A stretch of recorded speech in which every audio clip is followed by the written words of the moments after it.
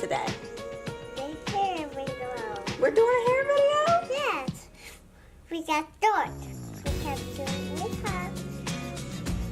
Right me. Right here. Is that how Mommy's gonna do it? I know. Yeah. What are we gonna use? The clock. The who?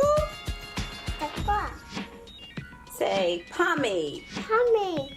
So for today's video, we are going to be using Sunny Isle Jamaican Black Castor Oil Pomade, and it is an extra dark hair food. It has been keeping Avani's natural tresses absolutely moisturized.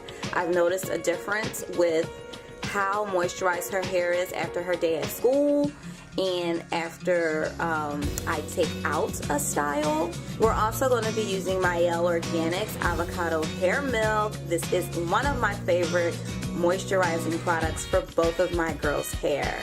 Very lightweight, yet still very effective